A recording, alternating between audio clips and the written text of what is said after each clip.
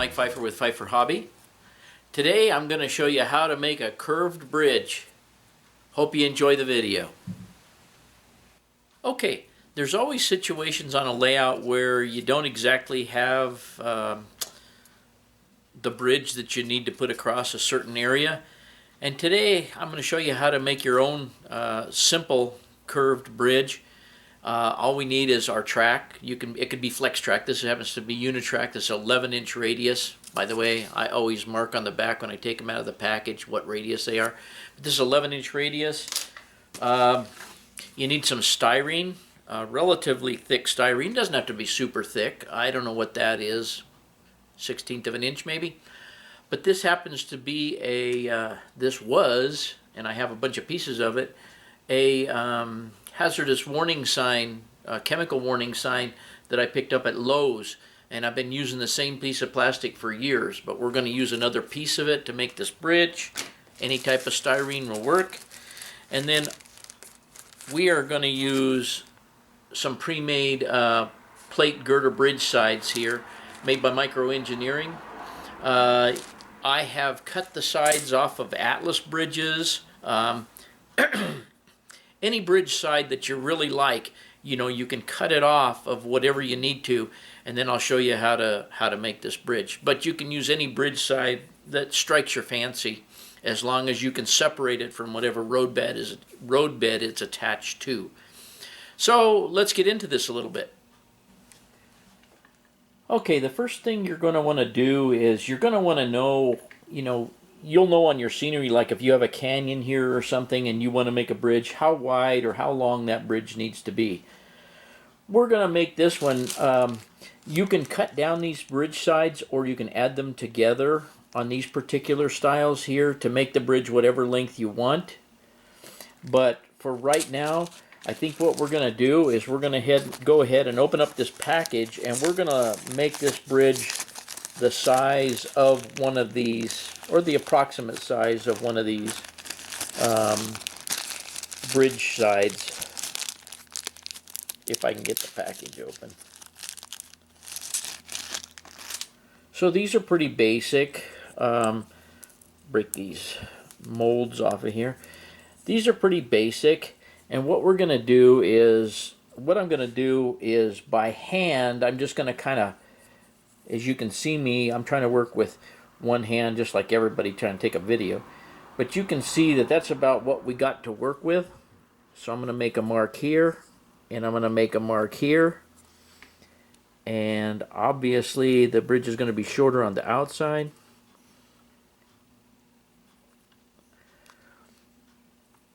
So what we're going to do, or what we're going to do in this case, you could make it any size you wanted to make it, but as you can see, we would have a line from here to here and a line from here to here, making these bridge sizes fit this particular application that I'm showing you. But we could easily cut this down at one of these ribs, easily cut it down and make it into whatever length we wanted to. And like I say, this could be any bridge side that you would want to use. You could even use no bridge side and ballast the thing and just put a stringer or something along here, and so the ballast wouldn't fall off the edge of the bridge. I mean, there's all kinds of ideas that you could use, but the video is basically going to deal with on how we're going to make it. So as you can see, I'm using a pencil simply because when you paint this, if you happen to use acrylic or something and for some reason you're not going to do anything else to it, if you used Sharpie or something, the ink might bleed through the paint. So we're just using a pencil. But first thing we're going to do is, we know that this piece that I'm going to be making it out of is 11-inch. So I'm going to trace the 11-inch radius of the outside of the ballast onto the bridge, or onto the deck. You could do this with regular flex track as well. I mean, all you have to do is mark along the edge of the flex track. The only thing is, you can see that we do have some clearance because of the ballast edge on this track. And that's the big thing, is making sure you have enough clearance. So let me show you how we're going to figure that out, or how I figure it out. Okay, what I normally do to make sure I have enough clearance before I build a bridge is I'll get the longest car I'm going to run, and usually that's in most of our cases, unless you're running a Schnabel car or something, it's going to be an 89-foot car. So if I place this car on here, and I look down on it, you guys can't see it, but if I center the ends of the car on the track here, you can see that on 11-inch radius I have a pretty significant overhang, and I have a pretty significant overhang on the opposite side. But what I want to do is I want to make sure that the sides of the bridge clear the car as it goes around this radius. So what we're going to do is, what I'm going to do is I'm going to mark in, and this can be arbitrary. It doesn't have to be a set distance. But I'm going to come in here and make sure this car has enough clearance as it goes around this radius to clear all the sides of the bridge. And the inside of the radius is going to be the sharpest and the most overhang on any kind of radius. The outer radius, what I would recommend on a bridge is making the outer radius, the distance, match. And when I say distance, the distance from the edge of your road bed or your track, whichever the case may be, however you're measuring this out, make it the same on this side and this side. That way you'll never have a problem. And as we can see, this is, say roughly 1/4 of an inch. And I'm going to have to find something to measure this with, or show you how to make this distance the same all the way around. So let me get something. I'll be right back. Okay, just for the sake of showing you how non-critical it is on how to make this, it just so happens that I have a popsicle stick that's just a little wider than the mark I made. So what we're going to do here is I'm just going to run the popsicle stick around and make some general marks. This doesn't have to be perfect. It just has to fit the train. We're not building, I don't think we're building, I hope that's not what you were expecting in this video, but we're not building something for a contest here. All we're building is a bridge that fits an area where we need a particular size of bridge. So this is not that critical, guys.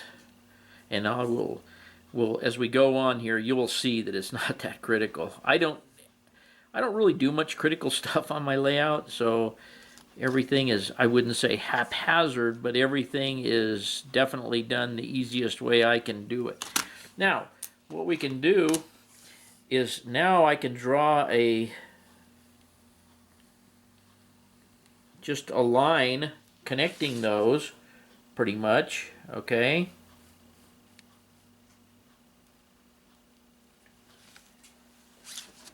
And now you see what we've got here. Now, also what I'm going to do is I'm going to connect these end lines across. I hope you can see this. So that we know where our bridge ends are going to be. And we hope this works out right. Now, at this point, we can do this in two ways.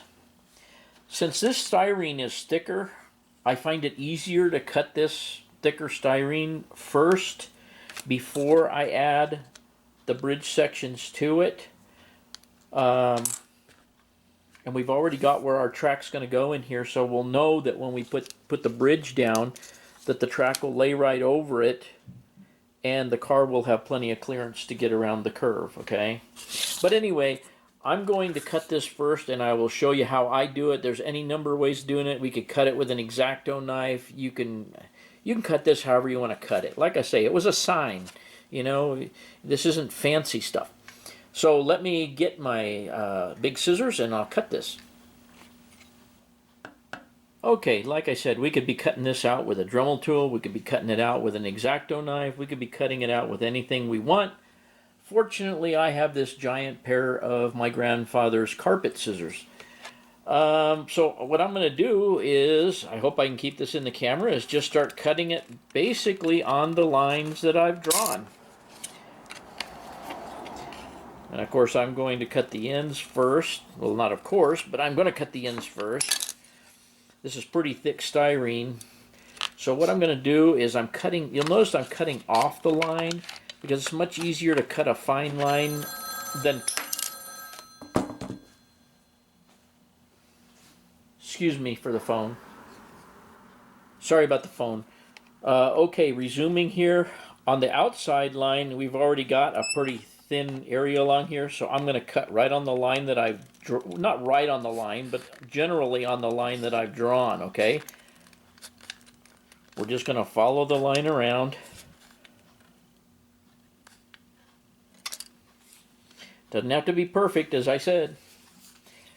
And now we're going to try and cut the inside line. And we're just going to keep going around here.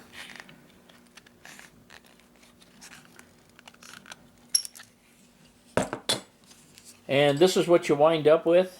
And I'll be right back. Okay, after cutting down, this is what we're left with. And now I'm going to glue the sides on. And to do that, I use a liquid cement. I use this Plastruct Bandini, that's what I kind of prefer. I also have to bend these. The bending of these is a relatively simple process. All I do is run my hand over them a little bit, gripping them tightly, and that warms them up a little bit, warms up the plastic. You could heat it with a hair dryer or something as well. But most of these are relatively easy to bend in a section. This is exactly how I curved and bent my my Rix bridges that you have probably seen on the layout. But we can start getting a curve in it, and then when you glue it down here, I'll put more of a curve in it, but when you start gluing it down here, it'll stay in that shape. But we're gonna give it a little more bend here. The more you kind of work it and keep it in your hands and keep it warm, the better it bends and flexes. Some plastics are a little more rigid than others, but this gray stuff seems to be pretty docile. Now you can see that we're almost there. I'll bend it a little bit more here, and I'm gonna bend it off camera, finish bending it off camera, and glue them in place and show you what it kind of looks like once they're glued. Okay, at this point here, you can see that my edge isn't real straight here.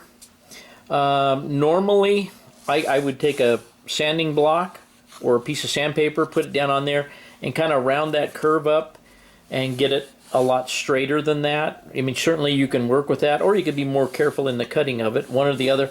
But nevertheless, you can work with that edge, or you can work with it after you get the sides glued on. And now we'll get into gluing on the sides.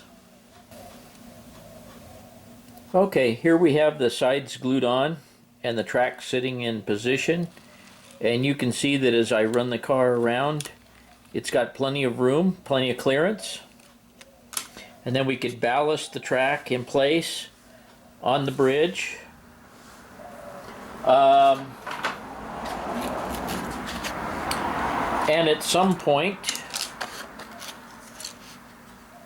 we could use abutments such as the chooch abutments. Place the bridge with or without, with or without the without shoes on the bridge. Okay, and then you would have your own curved bridge. Okay, so after cleaning up the edges and so forth, you can see that it turns out pretty nice looking. You could weather this up. You could add some gusseting along the bottom with some styrene if you'd like. You could add gusseting on the inside and dress this bridge up even more if you liked. But for a basic bridge, making any angle you want to, this is how I do it. And I hope you guys enjoyed the video. Well, everybody, I hope you enjoyed that short video on how to build curved bridges. As you can see, you can build them almost out of anything and almost any angle you want. Any track you want, you can put on there. It's pretty easy. So if you wind up in a bind and you need a curved bridge, now you know how to do it. And as usual, thanks for watching.